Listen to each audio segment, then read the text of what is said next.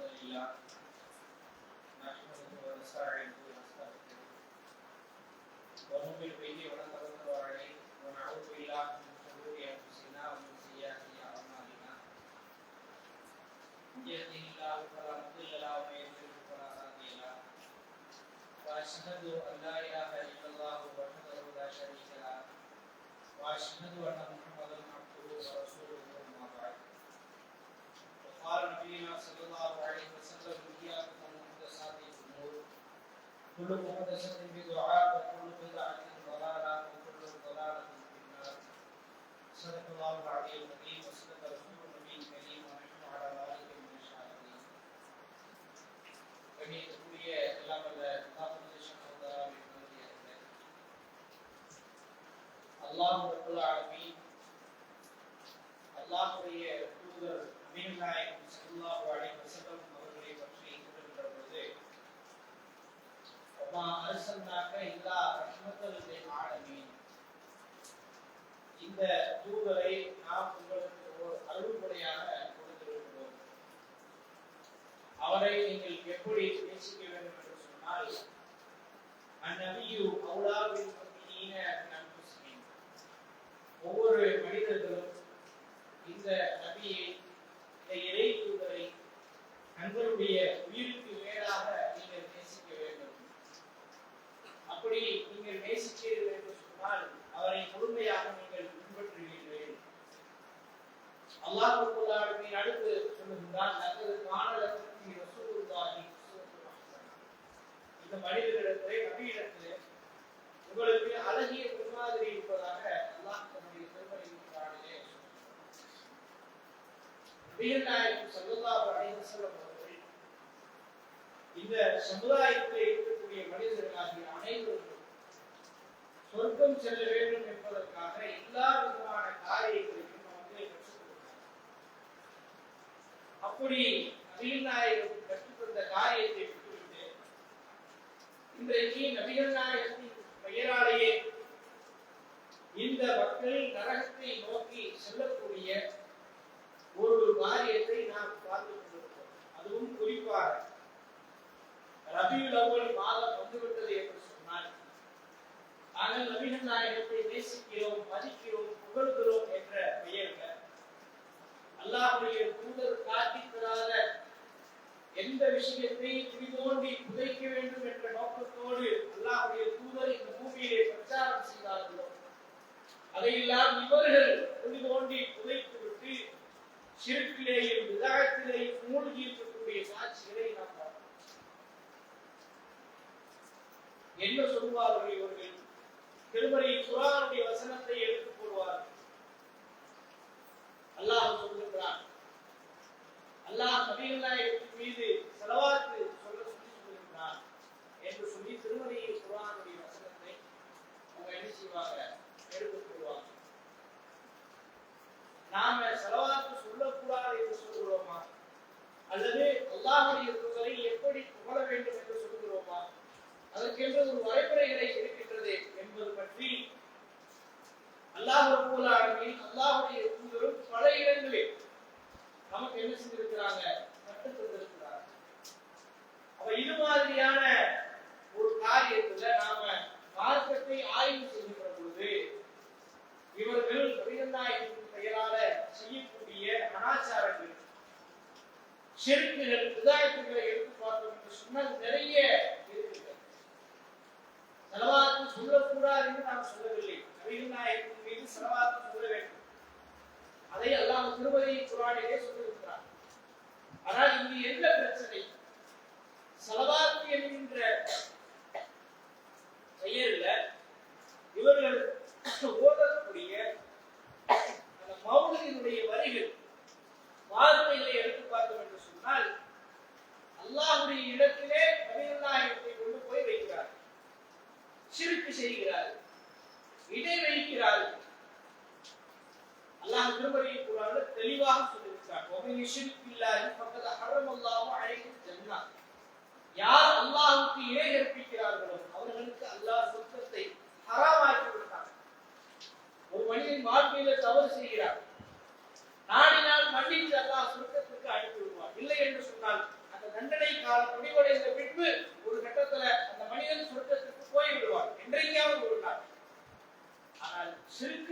விட்டான் என்று சொன்னால் அவன் நிரந்தரமாக நரகத்திலே இருக்கக்கூடிய ஒரு பாவியாக மாறிவிடுவான் என்பதாக அல்லாஹ்வுடைய தூதர் எச்சரிக்கிறார். அதனாலதான் சிறுக்கை பற்றி திரும்ப திரும்ப திரும்ப சொல்லிக் கொண்டே இருக்கிறார்கள். அல்லாஹ் மன்னிக்கவே மாட்டான். யாரை வைத்தாலும் தனக்கு நிகராக யாரை கொண்டு வந்து வச்சாலும். அப்ப இது அல்லாஹ்வுக்கு நிகராக கொண்டு வந்து வைக்கக்கூடிய ஒரு வேலையை சுபஹான மௌலூது செய்கின்றது. அதிகப்படியான புகழ்ச்சிகளை சுபஹான மௌலூது நபிகள் நாயகத்தின் பெயராலே நடைபெறுகிறது. அதிகப்படியான புகழ்ச்சி, உச்சகட்டமான புகழ்ச்சி. ரசூலுல்லாஹ் பொறுத்தவரை எப்படி வாழ்ந்தாங்க இந்த பூமியில? புகழுக்கு விரும்பினார்களா? புகழுக்கு ஆசைப்பட்டார்களா? புகழ சொன்னார்களா? என்ன சொன்னார்கள்? நீங்கள் அமர்ந்திருக்கக்கூடிய சபைக்கு நான் வருகின்ற பொழுது எழுந்திருக்கார்கள் சொன்னாங்க. அது பெரிய விஷயம் கிடையாது. கடையிலே முதலாளி இருக்கிறார், தொழிலாளிகள் இருக்கிறார்கள். முதலாளி வருகின்ற பொழுது தொழிலாளிகள் எழுந்திருப்பது ஒரு சர்வசாதாரணமான விஷயம். அதை கூட அல்லாஹ்வுடைய தூதர் தடை செய்கிறார்கள். மன்னராக இருந்தார்கள், அரசராக இருந்தார்கள், நபியாக இருந்தார்கள், அந்த நாட்டுடைய தலைவராக இருந்த பொழுது கூட எழுந்து நிற்பதை தடை செய்கிறார்கள். அப்படி அல்லாஹ்வுடைய தூதர் தங்களுடைய தோழர்களை பார்க்கிறார்கள். ஹஸ்ஸான் இப்னு சாபித் அவர்கள் நபிகள் நாயகத்தை புகழ்ந்து பாடினார்கள். அதை அல்லாஹ்வுடைய தூதர் ஏற்றுக்கொண்டார்களே என்று ஒரு வார்த்தை வைக்கிறார்கள். என்ன பாடினார்? ஹஸ்ஸான் இப்னு சாபித் அவர்கள், நீங்கள் உணவளிக்கக்கூடியவர், நீங்கள் பாவங்களை மன்னிக்கக்கூடியவர் என்று சொல்லி பாடினாரா? எதையெல்லாம் ஆதாரமாக காட்டுகிறார்களோ அதெல்லாம் ஒன்றுமில்லாமல் போய்விடும். இன்னும் சொல்லப்போனால் அல்லாஹ்வுடைய தூதர் சமுதாயத்திற்கு எச்சரிக்கை செய்தார்கள். லா துக்ரூனி கமா அக்ரத்தின் நஸாரா ஈஸா இப்னு மரியம், என்னை நீங்கள் வரப்பு மீறி புகழாதீர்கள். கிறிஸ்தவ சமுதாயத்துடைய மகன் ஈசாவை வரப்பு மீறி புகழ்ந்தார்களே, கிறிஸ்தவ சமுதாயம் வரப்பு மீறி நீங்கள் ஒரு காலம் புகழ்ந்து விடாதீர்கள். அப்படி நீங்கள் என்னை அழைப்பதாக, என்னை புகழ்வதாக இருந்தார். அல்லாஹ்வுடைய அடிமைன்னு சொல்லுங்க, அவனுடைய தூதர்னு சொல்லுங்க. அது ரெண்டு தான் எனக்கு தகுதின்றாங்க. அல்லாஹ்வுடைய ரெண்டுக்கு நான் அவனுடைய அடிமை, ஆமா அதுக்கு சரியான ஆள். அவனுடைய தூதர், ஆமா அது கூட சரியான ஆள். ரெண்டை சொல்லுங்க. இது ரெண்டை விட்டுட்டு எங்கேயும் போயிடாதீங்க. ரசூலுல்லாஹ் சொன்னாங்கல்ல, ரசூலுல்லாஹ் இந்த மாதிரியான விஷயங்களை சுட்டி காட்டினாங்கல்ல. அதை இன்றைக்கு சுபஹான மௌலூதின் பெயர்களால நடைபெறக்கூடிய அனாச்சாரங்கள் இருக்கு. பள்ளிவாசல்கள் வைத்து ஓதுகிறார்கள். அல்லாஹ் திருமறை குர்ஆனில் சொல்லியிருக்கிறான், பள்ளிவாசல்கள் அல்லாஹ்வுக்குரியது. அல்லாஹ்வுடைய இடத்தில் நீங்கள் அல்லாஹ்வை தவிர யாரையும் அழைக்காதீர்கள். அல்லாஹ் திருமறை குர்ஆனில் சொல்றான், இவர்கள் யா ஹபீபி யா முஹம்மத் என்று முஹம்மது நபியை அழைக்கிறார். எவ்வளவு இணை வைக்கிறது, எவ்வளவு இணை வைத்து சிந்திச்சு பாருங்க. சுபஹான மௌலூதிலே சொல்கிறார்கள், அந்த கஃபார் வஸ்ஸகாயா வதுனூபில் மூமிகாத் அஸ்ஸலாமு அலைக்கும் யா முபரி ஷக்காம். இதெல்லாம் அந்த சுபஹான மௌலூதிலே வரக்கூடிய வாசகங்கள். பாவங்களை மன்னிப்பவரே, எங்களுடைய பாவங்களை நீங்கள் மன்னியுங்கள். நபிகள் நாயகத்தை பார்த்து பாவங்களை மன்னிப்பவரே என்று சொல்கிறார்கள். பாவம் என்று சொன்னால் சிறிய பாவம் அல்ல, பெரும் பாவங்கள். இஜ்தனிபு சபாஇல் மூமிகாத், 7 பெரும் பாவங்கள் என்று எதையெல்லாம் நபிகள் நாயகம் பட்டியல் போட்டார்களோ அந்த 7 பெரும் பாவங்களை பேசுவாங்க. அல்லாஹ் இது பண்ணிப்பாங்க. 7 பெரும் பாவங்கள் என்ன? அல்லாஹ் சொல்லி சொன்னாங்கல்ல, ஷிர்க் ஒன்று, சிகிர் ஒன்று, சூனியம், கொலை செய்வது, வட்டி வாங்குவது, அனாதைகளுடைய சொத்தை அபகரிப்பது, போரிலே புறமுதுகை காட்டு ஓடுவது, அவதூறு சொல்வது, இது மாதிரியான 7 பாவங்களை அல்லாஹ்வுடைய தூதர் பெரும்பாவங்கள் என்று சொன்னாங்க. அப்படிப்பட்ட பெரும்பாவங்களை கூட நபிகள் நாயகம் மன்னிப்பார்களே மௌலூதுல சொல்கிறார். மன்னிப்பார்கள். குர்ஆனுடைய வசனத்தை, குர்ஆனுடைய வார்த்தை எடுத்து பாருங்கள். அல்லாஹ் பேசுகிறான், வமை யக்ஃபிரு துனூப இல்லல்லாஹ், பாவத்தை மன்னிப்பது, பாவத்தை மன்னிப்பது என்னை விட்டால் யார் இருக்கும்? அல்லாஹ் கேட்கிறான். பாவத்தை யார் மன்னிப்பார்?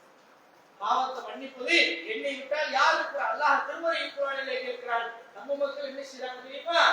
பள்ளிவாசலிலே உட்கார்ந்து கொண்டு ரபியுல் அவ்வல் மாதத்துல, யா அல்லாஹ் நீ மட்டும் பாவத்தை மன்னிக்க மாட்டாய், இதோ எங்கள் நபிகள் நாயகம் இருக்கிறார், அவர் பாவத்தை மன்னித்து விடுவார், சாதாரண பாவம் அல்ல பெரும் பாவமாக இருந்தாலும் மன்னித்து விடுவார் என்று ஓதிக் கொண்டிருக்கிறார். அல்லாஹ்வுடைய தூதரே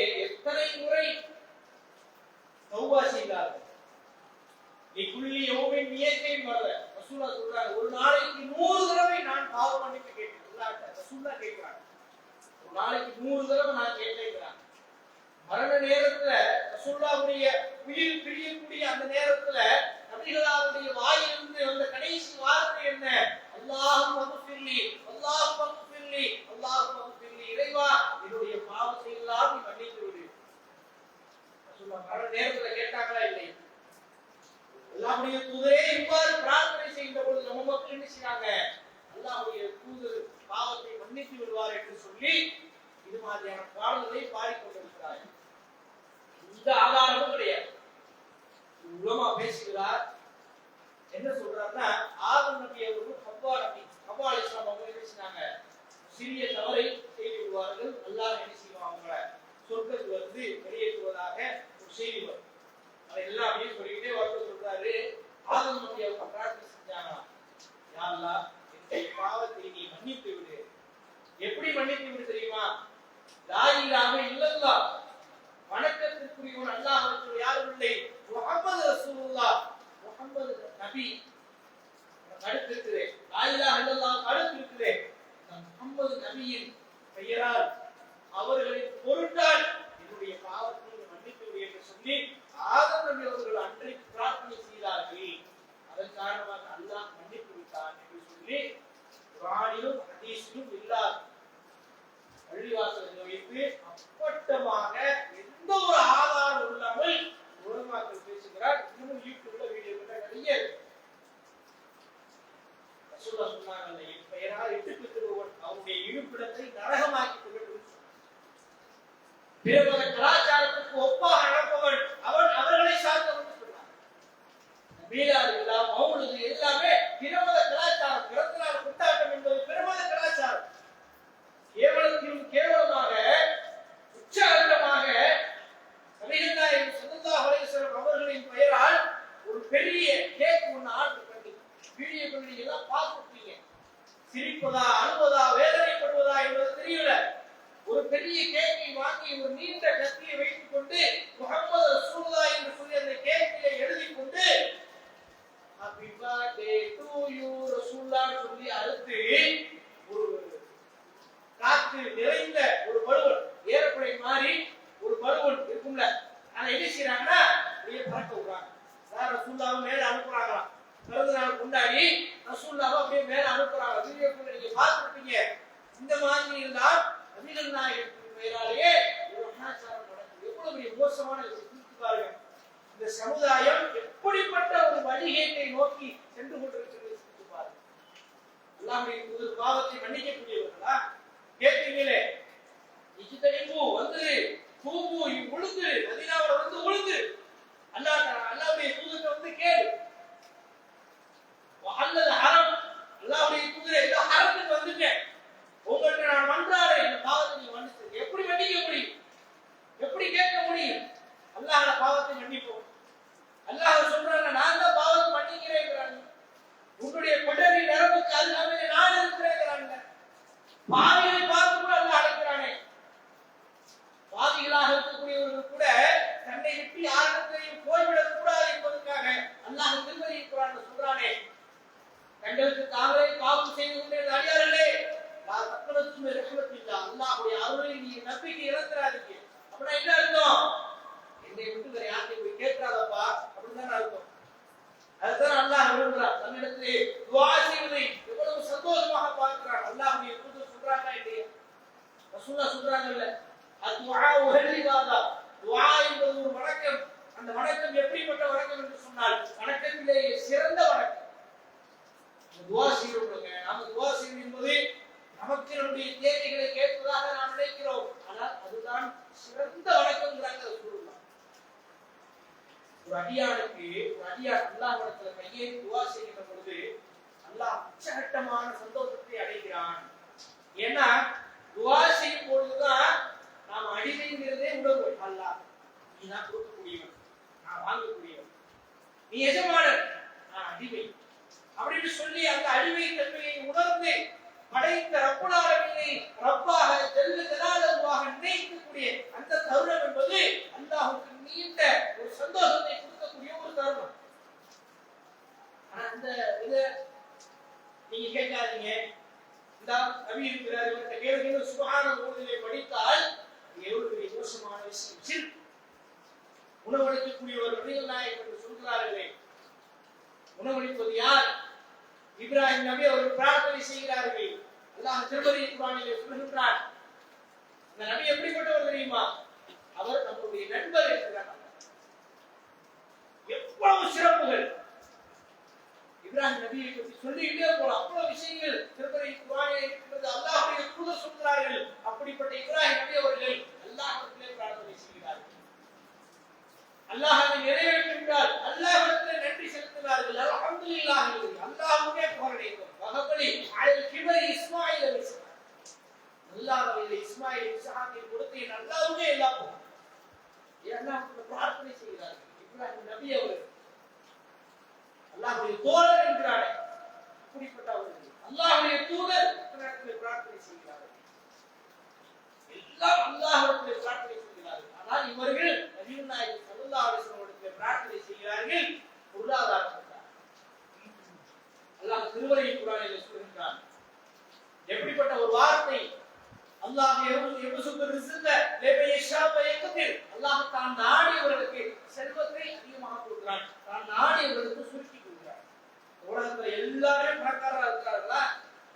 ஒருத்தர் நல்ல பணக்காரரா இருப்பாரு, ஒருத்தர் அடுக்கியே இருப்பாரு, இன்னொருத்தர் அதுக்கியே இருப்பாரு, இன்னொருத்தர் அதுக்கியே இருப்பாரு, இன்னொருத்தர் ஏழ்மை நிலையில இருப்பாரு, சாதாரணமா இருப்பாரு, அன்றாட வேலை பார்த்து அன்றாடம் சாப்பிட்டு கொண்டு இருப்பார். இன்னொருத்தர் அதுக்கியே இருப்பாரு, அன்றாடம் சாப்பாட்டுக்கே வழி இல்லாமல் இருப்பார்.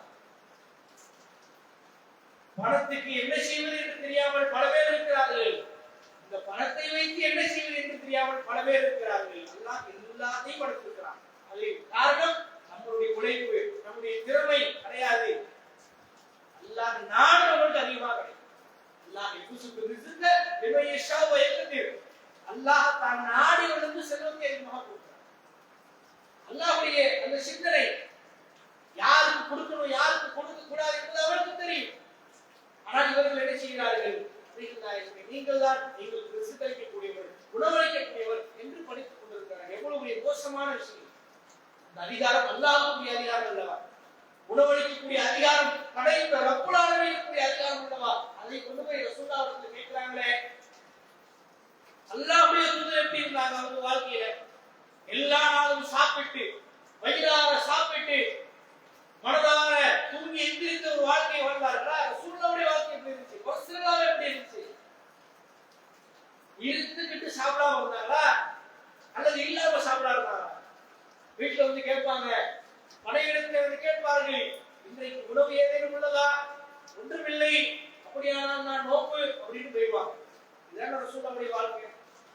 3 நாட்கள் தொடர்ந்து வயிறார சாப்பிட்டதில்லை என்ற செய்தி நபிமொழியிலே இருக்கின்றது. 3 மாதங்கள் தொடர்ந்து அடுப்பு எரியப்படாமல் இருக்கின்ற செய்தி நபிமொழியில் இருக்கின்றது. இதெல்லாம் யாருடைய வீடு? அல்லாஹ்வுடைய தூதருடைய வீடு அல்லவா? ரசூலுல்லாஹ்வுடைய வீடு தானே. சொல்லக்கூடிய ரசூலுல்லாஹ்வுடைய மனைவி ஆயிஷா ரலியல்லாஹு அன்ஹா அவங்க தானே. உணவளிக்கக்கூடிய அதிகாரம் நபிகள் நாயகத்துக்கு இருந்திருந்தால் தனக்கென்று தேவையை செய்திருப்பார்களே, தன் மனைவிக்கு நிறைவேற்றிருப்பார்களே, பசியில் பட்டினியாக இருந்திருக்க மாட்டார்களே. சிந்திச்சு பாருங்க.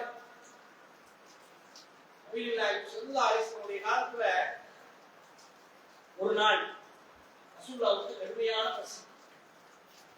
அப்ப ரசூலுல்லாஹ் என்ன செய்றாங்கன்னா, அந்த பசியினுடைய அந்த தாக்கம் தாங்க முடியாம வீட்டுல இருக்க முடியல. சரி என்ன செய்ய அப்படின்னு சொல்லி அப்படியே வெளியே வர்றாங்க. வெளியே வந்தால் தன்னுடைய தோழர் அபூபக்கரை சந்திக்கிறார்கள். சலாம் சொல்லி 2 பேரும் பேசுறாங்க. என்ன அல்லாஹ்வுடைய தூதரே, இந்த நேரத்துல வந்திருக்கீங்க? அப்ப ரசூலுல்லாஹ் சொல்றாங்க, ஆமா தோழரே, ஒரு கடுமையான பசி, அதனால இப்படி வந்துட்டேன், நான் இருக்க முடியல அப்படிங்கிறாங்க. அப்ப அபூபக்கர் அவங்க சொல்றாங்க, அல்லாஹ்வுடைய தூதரே, தங்கள் எந்த நோக்கத்திற்காக வந்தீர்களோ அதே நோக்கத்திற்காக நான் வந்திருக்கிறேன். எனக்கும் பசி, வீட்டில் இருக்க முடியல, நான் வெளியே வந்தேன். 3வதாக உமர் கத்தாப் அவர்கள் அந்த அணியை சேர்க்கிறார்கள். அவர்களிடத்திலே சலாம் சொல்லி 2 பேரும் பேசக்கூடிய நேரத்திலே ஒவ்வொருவரும் சொல்கிறார்கள், அல்லாஹ்வுடைய தூதரே, அல்லாஹ்வின் தூதருடைய தோழரே, நீங்கள் இருவரும் எந்த நிலையிலே இந்த வீட்டை விட்டு வெளியே வந்தீர்களோ அதே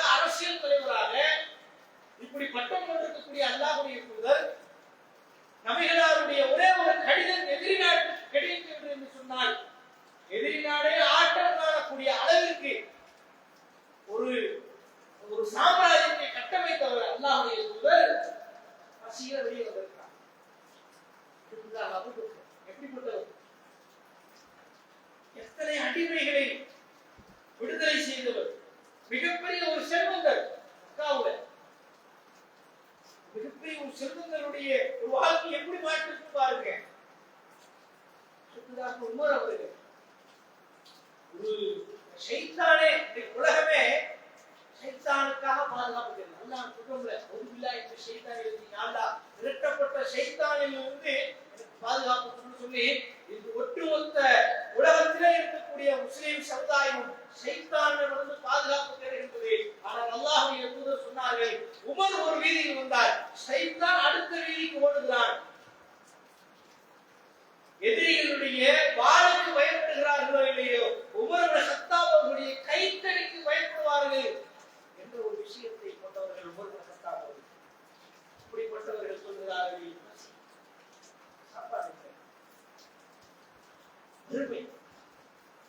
நான்காவதாக ஒரு நபி தோழர் வருகிறார், அந்த அணியை சேருகிறார். 3 பேர் எப்படிப்பட்ட மனிதர்கள், உங்களுக்கு இப்படி ஒரு நிலைமையா, வாருங்கள் என்னுடைய வீட்டுக்கு என்று அழைத்துக் கொண்டு ஓடுகிறார். ஓடி 3 பேருக்கு நான் இன்றைக்கு விருந்து கொடுக்கிறேன் என்று சொல்லி 3 பேரையும் அழைத்துக் கொண்டு வீட்டில் அமர வைக்கிறார். நான் ஒரு ஆட்டை அறுத்து இன்றைக்கு நான் உங்களுக்கு விருந்து கொடுக்கிறேன் என்று சொல்றாரு.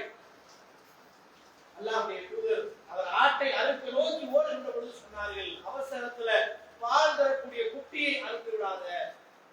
ஆட்டை அறுக்க போறேனே சீரழிக்கிறோன்னு சொல்லி அவசரத்துல பால் தரக்கூடிய குட்டியை அறுத்துறாதப்பா அப்படின்னு சொல்லி அவருக்கு அறிவுரை சொல்கிறார்கள். அவர் அந்த அறிவுரையை கேட்டுவிட்டு பேரிச்ச மரங்களையும் பாலையும் முன்னாடி 3 பேருக்கு முன்னாடி வச்சுட்டு முன்பசிக்கு இதை சாப்பிடுங்க, நான் ஆட்டை அதுக்கு ரெடி பண்றேன்னு சொல்லிட்டு வச்சுட்டு போறாரு.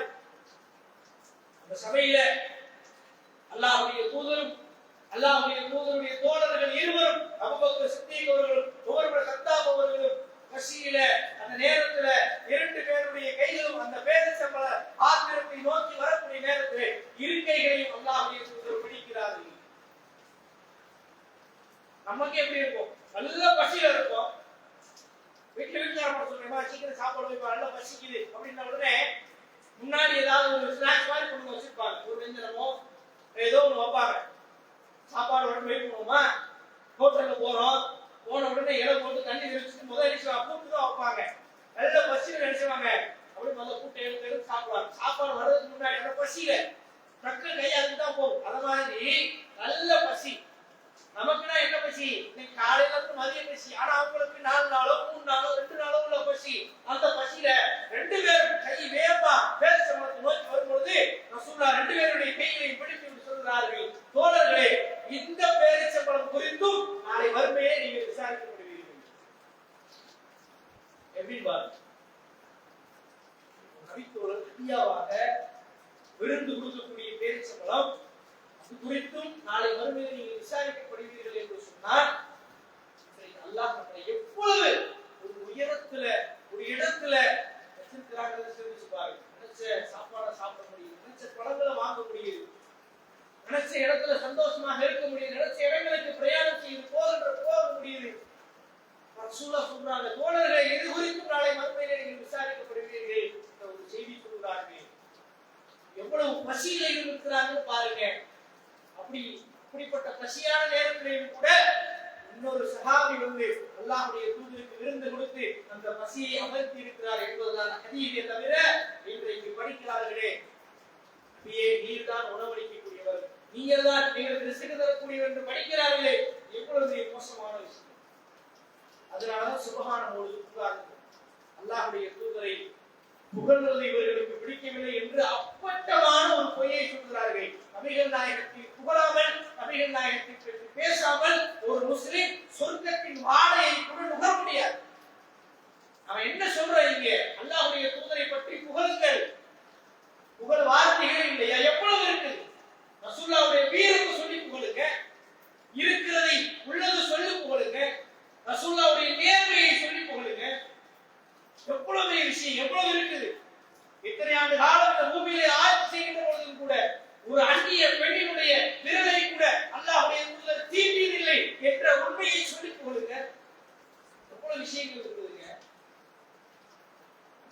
இன்னும் சொல்ல போனா மாற்று மதத்தவர்கள் இருக்கிறாங்கல்ல, அவங்க கூட ரசூலுல்லாஹ் சரியா புரிஞ்சு வச்சிருக்கிறாங்க. மாற்று மதத்தவர்கள் அவங்க கூட அல்லாஹ்வுடைய தூதரை நன்றாக புரிந்து வைத்திருக்கிறார்கள். நெல்லை கண்ணன் இப்பொழுது கூட நிறைய வீடியோ வைரல் ஆகிட்டு இருக்கு. மரணித்த நெல்லை கண்ணன் அவருடைய பழைய பேச்சுக்களை இன்றைக்கு வீடியோ சொல்றாரு, நபிகள் நாயகம் மீலாது விழா கொண்டாட சொல்லவில்லை. அதை தடுக்கத்தான் நபிகள் நாயகம் வந்தார். ஆனால் இவர்கள் நபிகள் நாயகத்தின் பெயராலேயே மீலாது கொண்டாடி இருக்கிறாங்க. இது கூடாது என்று சொல்லி அவர்கள் மீலாது மேடையிலேயே நான் பேசியிருக்கிறேன் அப்படின்னு சொல்றாரு. அவர் புரிஞ்ச அளவுக்கு கூட அந்த உலமாக்கள் புரியவில்லை. சில மக்களுக்கு தெரியும், சில நபர்களுக்கு புரியும், ஆனாலும் ஏன் செய்கிறார்கள்? வருமானம். மௌலித் என்பது தீனுக்காக அல்ல, தீனிக்காக என்பதுதான் உண்மையான விஷயம்.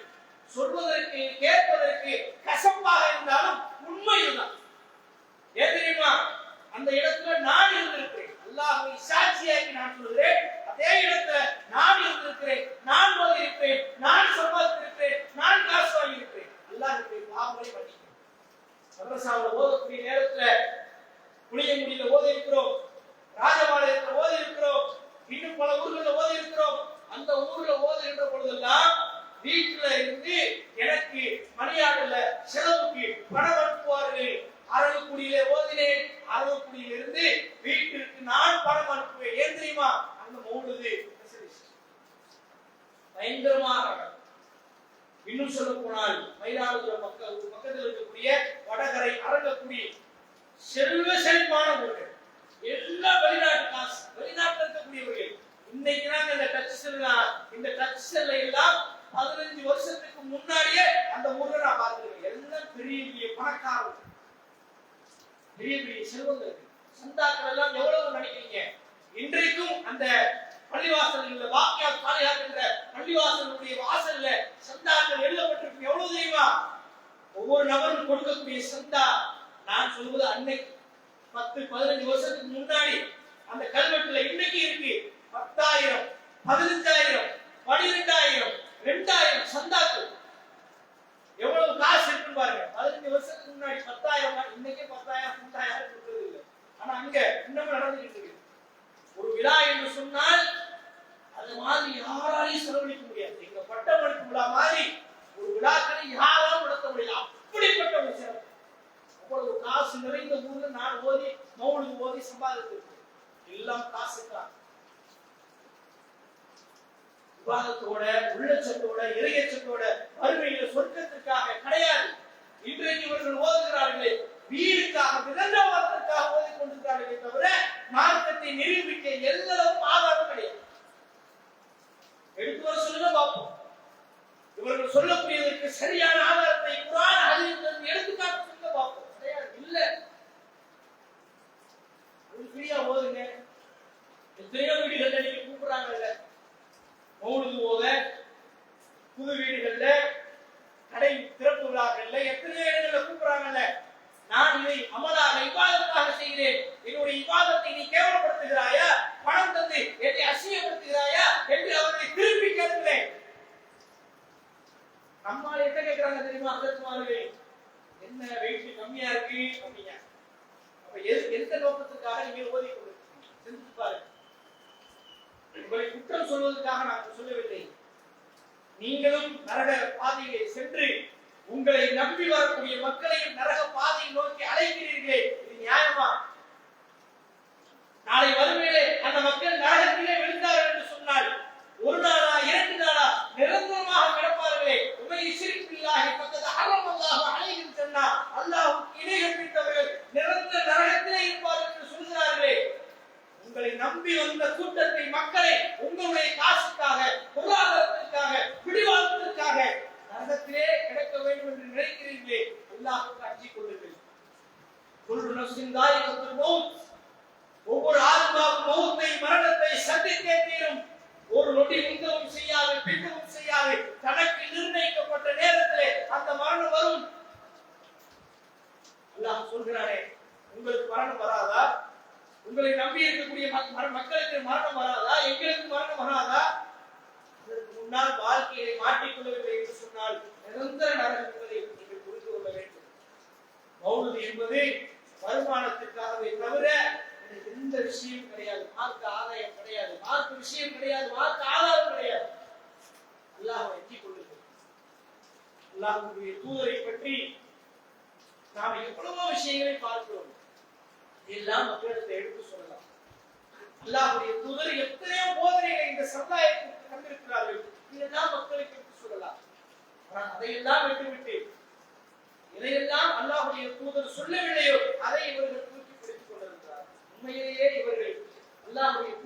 நேசிப்பதாக இருந்தால் என்ன சொல்றது?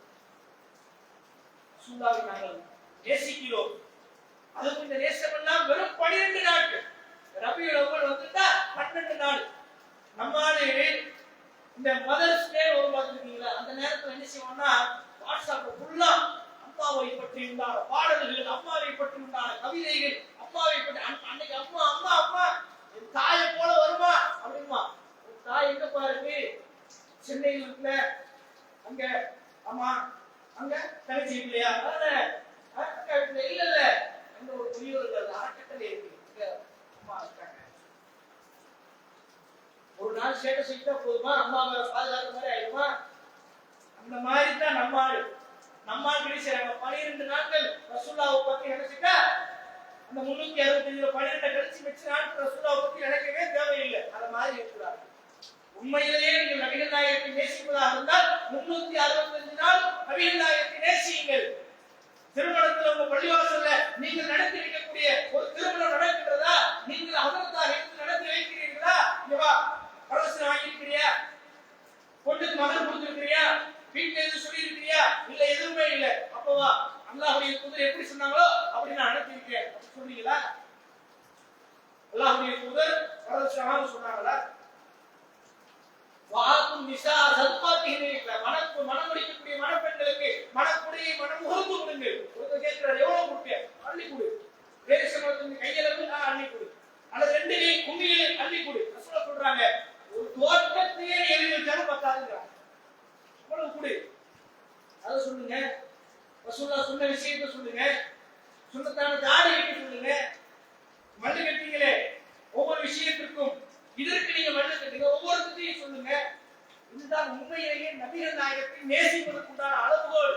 ஆனால் இன்றைக்கு மௌலூதை தூக்கி பிடித்து கொண்டாடுகிறார்கள் என்று சொன்னால் அது வேற ஒண்ணுமே கிடையாது. இந்த பிடிவாதத்திற்காக, சில நபர்கள் பிடிவாதத்திற்காகவும், சில நபர்கள் வருமானத்திற்காகவும், இவங்க என்ன சொல்லி நம்ம என்ன கேட்கிறது என்ற ஒரு சிந்தனைக்காகவும் இவர்கள் இன்றைக்கு இதை கொண்டாடி கொண்டிருக்கிறார்கள். தவிர இது சம்பந்தமான நிறைய விஷயங்கள் இருக்குது, இது சம்பந்தமான நிறைய முரண்பாடுகள் இருக்கின்றது.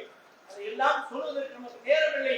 ஆகவே மௌலூத் விஷயத்துல, மீதான விஷயத்துல நாம என்ன செய்யணும்? அல்லாஹ்வுக்கு அஞ்சிக் கொள்ளணும். இதற்கும் மார்க்கத்திற்கும் எல்லளவோ எல்லின் முனையளவோ கூட சம்பந்தம் இல்லை. அல்லாஹ் ரப்பல் ஆலமீன் நம்மை சொர்க்கவாசிகளாக ஆக்கி அருள் புரிவானாக. வாஹ்ரதவானா அல்ஹம்துலில்லாஹி ரப்பில் ஆலமீன்.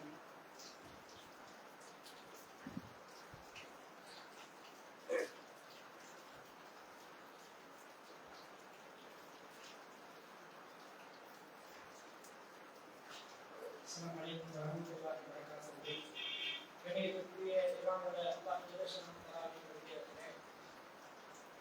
அல்லாஹ்வுடைய மாபெரும் கிருபையால் தமிழ்நாடு தௌஹீத் ஜமாத் என்கின்ற இந்த பேர் இயக்கத்தின் சார்பாக ஏராளமான மார்க்கம் மற்றும் சமுதாய பணிகளை நாம் தொடர்ச்சியாக செய்து வருகிறோம்.